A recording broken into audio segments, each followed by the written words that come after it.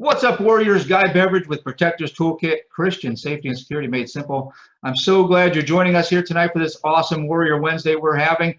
I'm going to have my friend Bobby Brasher talk to you a little bit about behavior analysis. And before that, I want to make sure that we understand what we're really all about here in Protectors Toolkit. It says this in Proverbs 18:15, "An intelligent heart acquires knowledge, and the ear of the wise seeks knowledge." In the easy-to-read version, sometimes I have to go to that. The easy-to-read version of the Bible says it this way: wise people want to learn more, so they listen closely to gain knowledge. And really, that's what we're all about here at Protectors Toolkit, giving as much knowledge to the community of church protectors out there so you can be successful in your mission every Sunday, every time that you're attending church as a church protector. We want you to have as much knowledge as possible to do that job. It is sometimes a thankless job, and it is sometimes a job that people don't even think needs to be done. But I'm so glad that you warriors, just like Nehemiah on the wall, are standing there working with one hand and have a sword in the other, protecting the flock. That's what we're told to do, and it is biblically sound and correct to do that. So warriors, thanks for being here tonight. I'm going to get into this really quickly. I think it's important that we talk about this, and my friend Bobby Brasher has developed multiple programs. I'm going to introduce him here in a second and tell you all about him, but he's really got a handle on this behavioral analysis. And I think you'll understand by the end of this broadcast why that is so vitally important for church protectors just like you to understand what it is, and then hopefully seek some training in it for your team. So Bobby and I have known each other for a number of years, and he's a little bit further away from me than I would like, but he's not in Central Texas where we only have rock. He's up there where they actually have some pine trees, so I'm really thankful for that every time I go up to visit him. Bobby is the director of school security for the Brook Hill School, a private Christian college preparatory school and an international boarding school. Bobby really has done a great job there. He is a model organization. He models for school safety all over the United States because his program is so tight. And if you ever get a chance to go up and visit Bobby, there's a really nice museum they have there at the school, and you would love to walk through that thing. He was gracious enough to host me and my family. We had an awesome time at that. Bobby spent many years as a police officer and a sheriff's deputy as well. He regularly consults on safety and security for schools and churches, including independent and private schools in Latin America and Africa. If there's anybody that has a lot more information than I do, I always seek them out, and Bobby is one of those persons that just has a lot more information than I do, and he is a sharpening like no other. He's also the owner of Christian Defense Safety Solutions, and we'll talk about that here at the end of this broadcast. So Bobby, thank you for being here tonight. Just tell us a little snapshot about you if you've got anything to add to that. Guy, thank you. I appreciate you having me. I'm always encouraged when I'm able to meet with the brothers in Christ that are on the wall, or as I was in Israel this time last year and got to go to the Valley of Eli where David slayed Goliath with his round stones, and I think he was the first protector. And so I'm always honored to be able to share some ideas and some thoughts. And I'm just one cog in this small wheel. Yeah, and we were talking about that tonight. You know, Bobby and I do a lot of the similar things in different areas, but we are all about kingdom collaboration. We like to collaborate with just about everybody because this thing could not go on without the knowledge that everybody has out there being brought together for the church protector, so you can have the knowledge that we have, that Bobby has, that other people have in the community that are doing this and have been doing it for a number of years. So we're all about collaboration. So Bobby, let's jump into this real quick. Just what is behavioral analysis? Well, guy, behavioral analysis is, I first picked on it because my degree is in sociology and criminology. So years ago, I kind of got down this path, and when the Secret Service started profiling after several school shootings, and then the FBI created the behavioral analysis unit, where that's all they do, it really kind of got into an area that I was really interested in. So behavioral analysis, the scientific term, it's just a scientific study of principles of learning and behavior, and describing and understanding and predicting ever-changing behaviors as people interact. Now, that's a scientific definition of it. When I teach it, and as well, I'm sure when you teach it, we boil it way down to, what is the situation? What is the norm for that situation? How does it look? What is my baseline? psychologically for the people I'm encountering, and what is their reaction to me as we have interaction. And it just fits together as one of the pieces and one of the tools that we have in our toolbox. I know that you feel that I do. If we get to the point, as both of us are firearm instructors as well, that we have to use a sidearm, we have missed a lot of red flags, and we maybe should have rethought some of the things that we were looking at, because there were some signs out there that we didn't get. Yeah, you and I have had some conversations about that. That's absolutely right. I think and you have done this and I've done this, the school shootings that I dissect and the church shootings that I dissect, when you really get into the police report and the witness statements, you can really see there's a lot of patterns being developed. There's a lot of information being given about that person prior to that event, that if someone was paying attention with a little bit of training and a little bit of head on a swivel, they could have prevented that action from happening. Absolutely. There's no doubt about it. And you take your post or wherever, if you're a parking lot ministry, I think that's one of the most critical stations that you have at your church. A lot of churches don't have the staffing to do that, but then you come inside to the next layer, which is the door greeters or the ushers, and you start, every church pretty much knows their people and what is a normal activity, what is the normal action of a church member at your church that pulls up. It can be Green Acres in Tyler that's got 15,000 members, or it can be, First Baptist in Russ that has 300. But those people that pull up in your parking lot have a baseline of actions that they do. Most people, when they get out of the car, they're either getting their Bible, gathering their things together. Sometimes you'll have casserole, donuts, or whatever, and they come in. If you find somebody that does not do that, why are they not doing that? Maybe it's somebody that that is going through something. And, a church can, when you're working in churches, it can be a little bit deceiving, because the pre-attack indicators that people give off, such as shuffling their feet, hands in their pockets, looking down, won't make eye contact. Many of these things, you would think, okay, something's wrong with that person. Now, dress is the X factor there. If it's 85 degrees and they've got long sleeve on and a hoodie and all, that should be a red flag right there. Normally, someone who does not get out and who does not come, who does not have a family with them, you would think, okay, we might need to make contact with that person, welcome them to our church, see if we can help them find someone. What Sunday school class are they looking for? Are they looking for a particular individual that they might be meeting? So they could be a potential person of interest. But also in this environment that we're living in today, you take somebody that may be going through a personal crisis, a divorce, a loss of a child. They could have lost their job, and there's a lot of psychological factors. And this person pulls up in that church and he gets out and he's, wringing his hands. He is exhibiting all of these pre-attack indicators, anxiety. It might be that, I'm afraid that these Christians are going to judge me. I've never been in a church. I don't know anything about this whole Jesus deal, but I need help. I'm hurting. I just need somebody to talk to.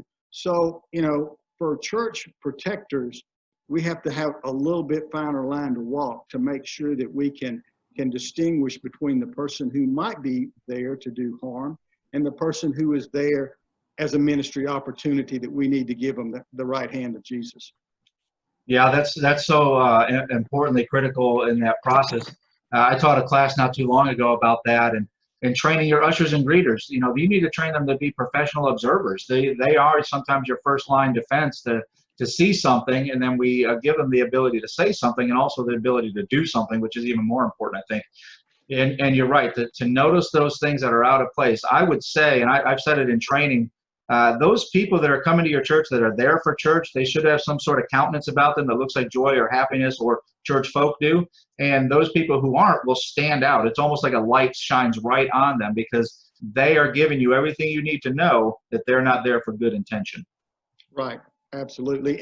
And like you say, if you're intentional about watching their demeanor, watching how they act, paying attention, you can pick up on that. And that's a red flag. Then you factor in, like we said, their dress, their countenance, red flag.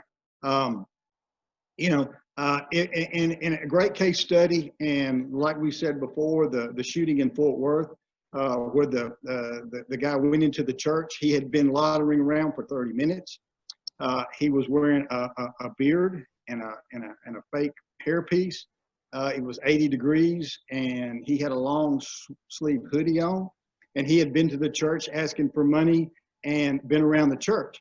So, I think that, not to be a Monday morning quarterback, because I was not there, but I do know that there were several red flags that you could pick the phone up and call 911 and said, but there's this guy that he's wandering around here and he's not coming in and he looks a little suspicious, and had law enforcement there in a hurry. Or if you were not sure, go visit him, make contact with him, give him the right hand to Jesus, and profile him a little bit before he got in the worship center. Yeah, that's right. You mentioned the parking lot. That's where it all starts. If we don't have good eyes and ears out in the parking lot, we could fail at something like this. We want to make sure we're ministering to people in the right way. But if you're not for us, man, you don't get access to our people. We're locking down the doors quickly. Absolutely. And it can be challenging, because the number one deadly force incidents is normally domestic related. Yep. So you're dropping off a child, and maybe a father doesn't have custody rights, or there's something in the divorce decree, and he says, I can't go to school and see my son or see my family member, because schools are pretty much getting locked down now. But if it's a small church, or if it's a church that there's not a presence there on the perimeter at the doors, so you don't have to pass through those layers of security without being challenged, that might be a place. And churches are not free from these type of incidents where you have domestic violence. Many times those people are there for counseling together at one time or another. So I don't have to tell you, you know, and you've seen that as well. But many times our churches that we're training, we really put emphasis on your child care, your nursery, and the people who are working there, and make sure you have a good presence, somebody there with a radio who is greeting people, who is looking at that behavioral analysis to find out, who looks like they need to be here and who might not need to be here, who's trying to come in this house that maybe has some of those red flags that they don't need to be here. Yep, absolutely. So Bobby, I think I know the answer to this question, but I want to ask you, the expert, how important is behavioral analysis for a church protector? How important is it to get some training in this? Well, I'll tell you what, we push it hard and heavy. We think it's so important because number one, like we've already established, if we have to go to a firearm, we've really created problems. Number two, we have law enforcement officers that we need to recognize and let them do their job, because we're not the police. We don't train police. We train protectors. And many times that protection is done by a telephone call, a radio call, or a handshake and a smile, while we're waiting for some help to get here. Being able to recognize these telltale signs of a person in crisis, I think is so critical, because even if they do have a firearm, the proficiency skills and the situation that you're in, there's no good place to fire around, basically, in a church. And so we don't want to put our people in that position where they're relying on a firearm and a skill that they're not a professional with it. Plus the fact that they have so much civil liability because they don't have qualified immunity like a police officer does. And so we try to point that out. If you have an LTC and you have an accidental discharge, or if you shoot the wrong person or something bad happens, you're going to be sued for millions. And you're outside your area of expertise. But the behavioral analysis, the situational awareness, Those are psychological factors that we can read, we can see, we can quantify, and we can put those to use while the law enforcement people are on their way. Yeah, very good. So you already mentioned the white settlement. Do you have any other examples where you know or you've used yourself and you've used behavioral analysis to thwart something or prevent something? Well, we had an incident at my school, which you've been there, but I teach this training to all of our teachers, our staff, our maintenance people, our operating crew, our food service people, because if I'm a bad guy and I want to do something to a school and do harm, either to a church or to a school, I'm going to try to hit the food service, the donuts, the Wednesday night food, or the water supply. So we train all of our people. And right before we went into Corona, we had one of our lawnmower guys call me, said that there's this car that just pulled on campus that didn't look right. And so I immediately called our office where we have monitoring station, our license plate readers. We got the picture. He stood on the phone beside his lawnmower and told me right where he was. So we went down there, we made contact, called the law enforcement, our SRO showed up and his backup, and the guy had felony warrants. He was a Mexican foreign national, had been deported once already, and he was there watching our girls' PE class, is why he came.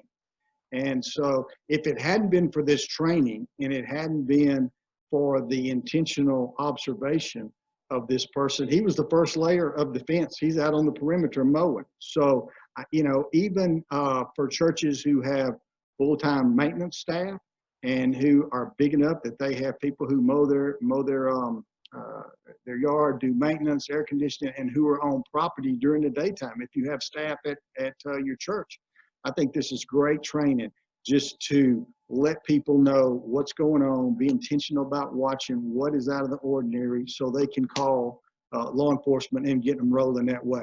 Because, you know, you guys are very happy to show up and to make a contact and do a field interview or whatever if there's some concern.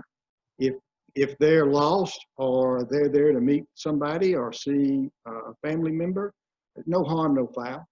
Yep. But we definitely don't want to have a crisis or a loss of life because we were just not intentional about it, you know, because as you've seen and you've worked many of them, anytime you have a situation like this, the first thing that they say when they put a microphone in front of them is, we never thought it would happen here.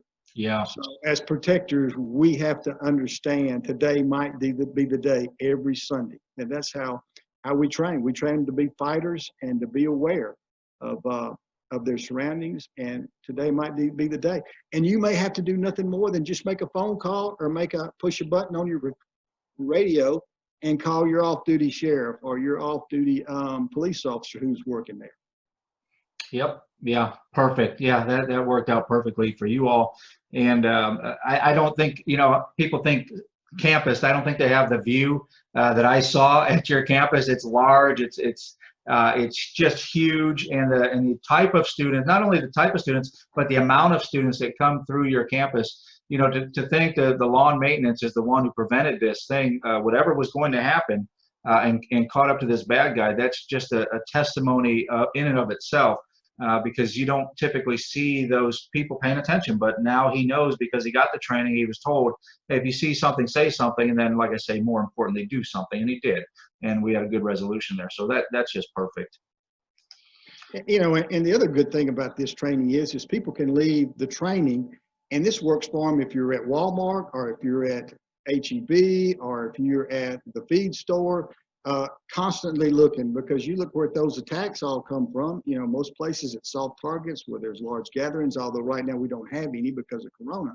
But these are skills that my wife employs, my daughter who is in college employs, and it's just being very intentional. And probably the biggest hurdle that you know and I know is are these cell phones, because people are constantly on these cell phones. They're constantly looking at text messages and not paying attention to their surroundings. And that is something that we could make great strides in our safety posture if we could just use those cell phones at an appropriate time. Yeah. You called it out. You called it. We live a foot in front of our face nowadays. It's sad, and we've lost a way to communicate with one another too. Absolutely. Yeah. Absolutely.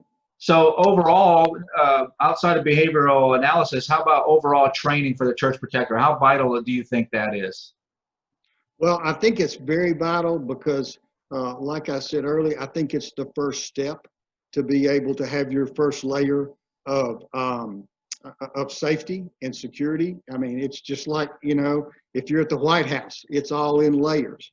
And so I think it's very important. I think it's important because it's ever changing. The season that you're in, if it's cold, the dress will be a factor. If it's holidays and Christmas time, you have more domestics during that time where you have fractured families and people are not being able to see their kids or something. So I think it's important, number one, because it's an ever-changing dynamic that we deal with in law enforcement. Just you see it. There's certain times of the year where you have more calls and there's more domestic and there's more certain types of calls for service. And it's the same at churches because, we're constantly in change and our environment is changing and our culture is changing. Who would have thought we would have been living through what we're living through now? Because, also something else is that I'm doing a lot of tweaking with in this whole training is the neglect and abuse. Because the calls to the national hotline have gone out the roof and the National Suicide Center have gone up. But by the same token, the files for CPS have gone down. So the reason that those calls have gone down is because kids and children who are being abused and neglected, they're going to report that to their teachers, to their counselors, to their church Sunday school teachers, and to their trusted people at their church. Well, our kids have not been in church or school for the last 5 months or so they don't have anybody to report it to. And, statistics show that if abuse and neglect is not reported, it's going to increase in frequency and increase in violence. So, we have kids who are going through that. They got nobody to tell it to. Plus we have other factors that come in. We've got moms or dads who have lost their jobs. So now they were mad before. Now they don't have any money and they lost their job. So they're taking that on the kids. And so, it's something that we have to be as church people aware of, especially if you're teaching Sunday school classes. You need to be very involved and very intentional as you interact with your kids that you're teaching and how they're doing, to be observant of their physical stature, of their appearance, because we just don't know what's going on behind the scenes. And I fear when we go back to school that we're going to have a pretty heavy outbreak of reports and all, because some of these kids are living in a home with this abuse and they're self-medicating with alcohol, drugs, and so forth. So a lot of factors there from the psychological standpoint that we're going to be dealing with. And church people, church leadership, church servants are going to be seeing this just as well and just as clear as we're seeing it in the school environment. Yeah, I think last time you and I talked, we talked about this. Corona, sure, that's a big wave to come across the country, but I think the next waves are going to be the broken homes, the homes that are broken because of pornography, because there's websites out there. Well, you're staying home, I'm going to give this to you for free for a month. The child abuse, like you called out, and all that. Those are the next waves the church is going to have to stand up and take care of, and they've got to be prepared for that. And the protectors have to be prepared for that as well, with the good plans, policies, and procedures of what we're going to do when this comes to us, when A, B, or C comes to us as an issue that we haven't dealt with before. We're going to have these plans in place, prior preparation. You know what that achieves, right? So we have to prepare in advance. And I tell it to the audience all the time. We've got to start preparing now, because church will open up again. We will start seeing each other face to face again. And what you've done in this downtime, the time that God gave you, I like to think, to prepare is what's going to get you through those waves. Absolutely. You're just spot on correct. This needs to be a piece of your emergency operation plan, because it could be an emergency operation that goes into effect. What if you do have a Sunday school teacher and a child comes up and says, reports neglect and abuse? I mean, there's got to be a plan. They've got to be trained. They need to know what to do, who to contact immediately. Does that child need to be in our custody and not released to the parent until we get somebody there? What is your plan? A, B, and C. We're going to do this. And this is our backup plan, because maybe the children's ministry is on vacation this week. So who is his redundant? Who is his number two? Right. And you got to have that person there, because you can't let a kid release to an abusive parent who could hurt that kid or kill that kid if they had any suspicion that they were being reported for neglect. Now, because you ruined that trust that they had to make that outcry to you. If they came to you because they thought you were the one that could solve it for them, or at least take them away from it, and then you break that trust, handing them back over, yeah, it's got to be handled the right way. And I talked to a couple church insurance companies, and the mishandling of children is one of the highest claims they have. I don't care what church insurance company you are, the mishandling of children is the highest claim that they have. And so churches have got to really stand up and have solid plans in place for things just like this. Absolutely. Well, and before we had insurance company, we had orders from headquarters. Jesus told us, these little children are like me. And there was some specific guidelines and directions about handling them and protecting them. So you're absolutely right. I think it needs to be part of the training for every church staff, and they need to have a plan, because not only is the money and the civil exposure a big piece for all churches, and we live in a world now where the new lottery ticket is a lawsuit, but the heart, soul, and the physical well-being and the emotional well-being of a child that's in our custody, it trumps all that. Just do whatever you got to do to keep that kid safe. Amen. Amen to that.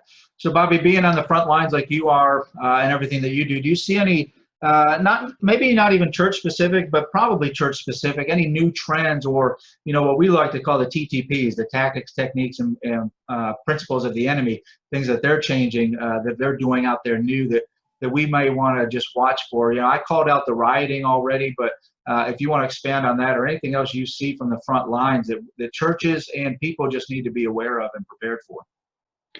Well, I think one thing that it was ironic. I was in an FBI Zoom meeting today, and they were talking about some of these anti-government groups out there, and what they said is that there's a lot of operating in the dark web and on the internet and in code, and people that you would never suspect are people who were involved in some of this. So I think that, it goes back to biblical teaching, where, you have to beware of a wolf in sheep's clothing. And you need to be very intentional about your people. And I think that I've come away with a heightened awareness that Satan is training his people to be in concealment and try to get him into the houses of worship by looking like someone else. And this is, back to what we've already talked about. This is an ever-changing dynamic in church safety and being a protector. You've got to stay consistent, and you got to stay on top of some of these instances that happen. A lot of training, a lot of study, and don't take anything for granted. Yep, that's absolutely right. That's absolutely right. So, Bobby, tell our audience a little bit about Christian Defense Safety Solutions, and then how they can get in touch with you. Well, we kind of had been, after people coming and visiting our school, we had like 18 schools last year before we had Corona that hit, and we had them from Colorado, Tennessee, Louisiana, Mississippi. And so we had some churches come, because we're a Christian school, and there was church groups came and pastors came and said, could you help us? So what we did was we set up a nonprofit 503c, and we started applying these tools and this training that we've learned from working in education with churches. And because a church and a school is basically the same. You know, you have small kids there, and you have little kids, and then you have classrooms, and you have senior adults that gather in a worship service. And we have chapel at our school. Common denominator for that is, you know, you're all sitting in one direction, facing away from the place where the attack normally happens. So, you know, we started implementing some of this, and then we just carried some of this training through, and we've run across some great folks, and you and I hooked up, and it was immediate that we were sharing the same passion, and that we were training, and we were serving the kingdom, and so that's what we do. My email address is cdssbobby@yahoo.com. We have a website, and it's on Facebook too. You can go there and find us at Facebook, find me at Facebook. I'm not hard to find, and I'll be glad to help however and whenever, from church assessment to unarmed training all the way to armed training. If that's the route that somebody wants to go, we'll be glad, and we train with other trainers too. So I'm big on sharing information, sharing knowledge. The only problem I've had is there's this guy Beveridge. I can't get him to Tyler at any of my trainings, but I definitely want to get him out there on the range and in the classroom for a few hours. You know, I think people think when you say you just want to get me up to Tyler, I don't think they have an understanding of just how big Texas is. But yes, we're definitely coming, because you know, I want to get the nickel tour again, definitely, of the museum. Let my kids run like savages around there again, and then obviously just come hang out with you, brother. So yeah, go ahead. Oh, that's great. We'd love to have you. We got a couple of new artifacts. Last week we got an RPG from Afghanistan and a Stinger missile. So we've got some new things to look at, and we'll be glad to have you. Awesome. We're definitely going to plan it. So thank you, Bobby, again for being here tonight. For all you warriors for being here tonight, it's such an honor to have you. You know, you really drive Protectors Toolkit to do what we do, and I encourage you to keep sending your questions in, keep sending your comments in. We'll answer them as we go. All of Bobby's information we'll put down below in the comments section, so you can find Bobby there. And do go up and visit him and see that museum and get in contact with him. He's gonna be just a fantastic resource for you in everything church safety and security. If you're new here, don't forget to hit that like button there on Facebook so you get all the notifications and updates when we put them out. Head over to the membership site. If you are a church protector and you're wondering, what do I train on this month? I've got it there for you on the membership site. Look, there's no obligation. Get in, get out. If you don't like it, it's not a blessing to you, then we don't want you in there either if it's not a blessing to you. If it does bless it, you stay there, hang out. There's a lot of different people in there learning a lot of different informations. Sharing is caring. Share this video far and wide, and find us on YouTube. You can find all of the videos just like this over on the YouTube page. Make sure you subscribe to Protectors Toolkit on YouTube, so again, you get all those notifications when new videos come out. And we have online training available if you need anything put together, any specialized training or just basic church safety and security. We do it online, or we can come to your church and do that as well. And like I say, protectors, keep them safe.